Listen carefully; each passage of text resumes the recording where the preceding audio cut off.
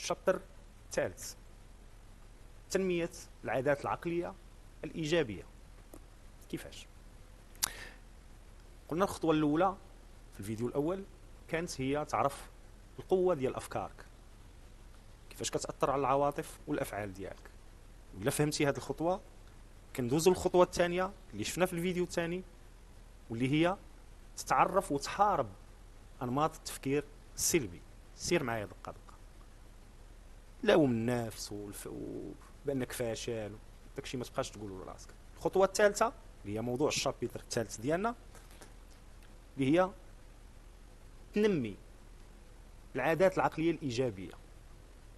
تحويل الانتباه لتنمية العادات العقلية الإيجابية هو خطوة تحولية في الاتجاه الصحيح، وراه أسهل من ما كتظن، حيت الأمر كيتعلق فقط بواحد اللحظة في حياتك، انك تتاخذ كنسميها انا الديكليك.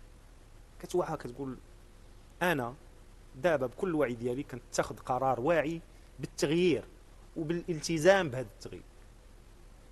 صحيح انه يتطلب وقت وجهد، ولكن وانت كتاخذ هذا القرار بوعي، انت واعي بالوقت والجهد اللي كيتطلب هذا التغيير، وواعي بان غادي يكون عنده فوائد وتاثيرات ايجابيه وكبيره وطويله الامد على حياتك.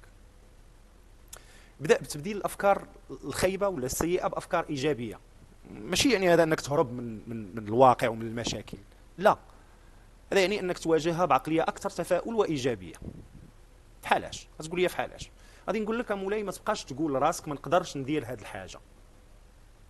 قول غادي نقدر ندير هذه الحاجه، وغادي نلقى في الطريق باش نوصل لهذه الحاجه هذه العراقيل، وخصني نفكر في الحوايج كيفاش نتغلب ونتجاوز ونكمل هذه الفكره ديالي.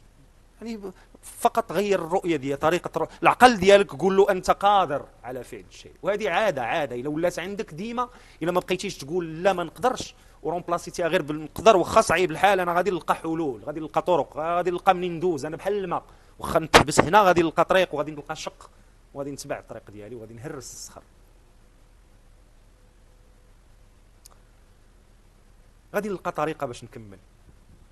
العقل ديالي هكذا خصني نقول غادي نلقى طريقه باش نكمل.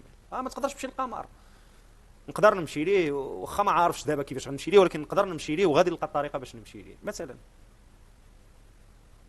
هذا التغيير البسيط في وجهه النظر يمكن يكون له تاثير كبير على الصحه العقليه ديالك، صدقني. الحاجه الثانيه اللي تقدر دير واللي كنعتبرها انا مهمه جدا هو الاعتراف والاحتفال بالانجازات ديالك، واخا تكون صغيره، واخا تكون داكشي اللي حققتي ماشي شي حاجه كبيره. لا سيدي انا درت شي حاجه، حيت كيعزز الثقه في النفس ديالك، كيبنيها وكيزيد من النظره الايجابيه ديالك لذاتك. الا كنتي كتبغي راسك غادي تبدع وغادي تطور وغادي تقدر تحلم. الا ما كنتيش كتبغي راسك وما عندكش نظره ايجابيه لراسك ما تقدر دير حتى شي حاجه. نسولكم واحد السؤال، ملي كدير شي حاجه كتنجح في الباك ولا تاخذ شي بروموسيون في الخدمه ولا كدير شي حاجه في شي مشروع شي فكره، بنيتي شي حاجه، بنيتي دارك، واش عمرك شريتي لراسك الكادو، شريتي لراسك ورده، درتي لراسك شي عراضه، ولا كديرها لعباد الله؟ عرضتي على راسك لشي ريستورون ومشيتي شريتي ليه شي كادو كانت نفسو فيه نفسك كنتي مواعده قلتي لا والله ونجحنا في هذا تنديروا هذا. لا اون لو في با، حتى واحد ما كيدير هذه الحاجه، قلال الناس اللي كيديروها. بدا دير هاد الحوايج، بدا تعترف بانك كتبني، واعطي الحق لراسك انك تكافئ نفسك واخا في امور صغيره، وكذا باش غادي تنفخ من ذاتك وتقدر تحقق احلامك. العقل ديالك وكذا بحال الا قلتي لونغري، السماد ديال الجرده ديالك، رجوعا للمثال ديال الجرده اللي هضرنا عليه، وان الافكار اللي كتزرع هي الزريعه. فهاد العادات ديال انك تحفز راسك وتكافئ وتعترف بانك راك حققتي شيء، راك انت اهم شخص عند نفسك، وانت اللي غتبقى مع راسك اطول مده في الحياه، وانت اكثر شخص غتبقى مع راسك وكتهضر مع راسك. الا شفتي مزيان انت مع راسك كتهضر مع راسك اكثر من اي انسان اخر في الوجود، وما تقولوش اصاحبي برافو عليك مره شويه بيان في راك درتي هذه الحاجه مزيانه. جربوا